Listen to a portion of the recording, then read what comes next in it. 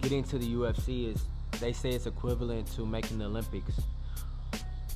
Me being in the UFC now, it feels like I should have been here. I've been here in my mind since I was 18 years old because I got the Olympics tatted on my back when I was 17, going on 18. It's just something I visualized for myself for a long time. And so me making it to the UFC is something that I've earned and I've worked my ass off for. And if you're a local fighter, if you got a dream, if you got a vision of doing this, you have to be consistently consistent. You have to believe in yourself, and you have to figure out a way to make a way when it's no path. Me, I had long days. I've worked 2 and 3 jobs, some at points of my professional career, just to pay my own bills, just to be able to get to practice and be able to pay my gym dues, just to be able to make a move and do the things that I needed to do. I stayed consistent within myself. I kept the goals on the forefront of my mind. I wrote them down so they became reality. I didn't just think them, I spoke them, and then I wrote them down so they became physical.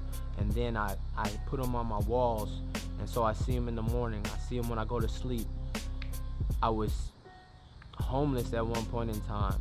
I was working a job where I left the house at 7:30 in the morning. I had to catch a bus for 2 hours just to get to work. By the time I got home, it was 8 p.m. at night.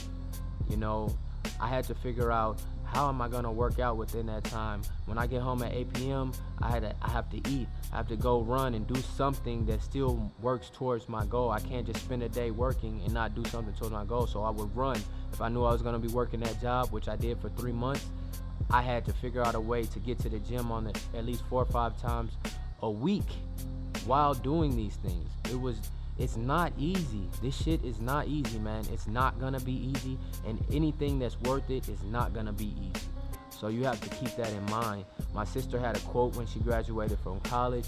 She was like, if opportunity doesn't knock, you build a door, you know? And that always stuck with me because it was like, you know, if you don't have the opportunities that you feel you should have, you build it, you create it.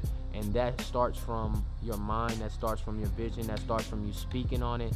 And if a motherfucker tell you you can't do something, you still say, I can do it. You still say, I'm gonna figure it out. You still say, I'm gonna keep working towards this thing. Stay positive, because even if you don't end up attaining that thing, you might find something else that's even more beautiful in it and start moving towards that and create your own lane in that. So when I began fighting, I never thought I was gonna be a fighter.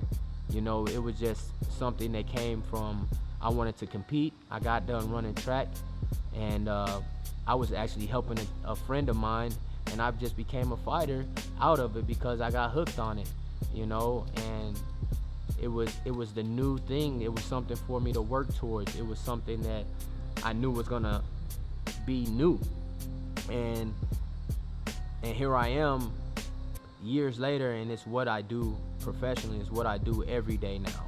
And so you never know what you're gonna get into. You just have to stay consistent within yourself and keep believing in whatever charges your heart, whatever, you know, sets your heart on fire, whatever gives you energy when you wake up in the morning.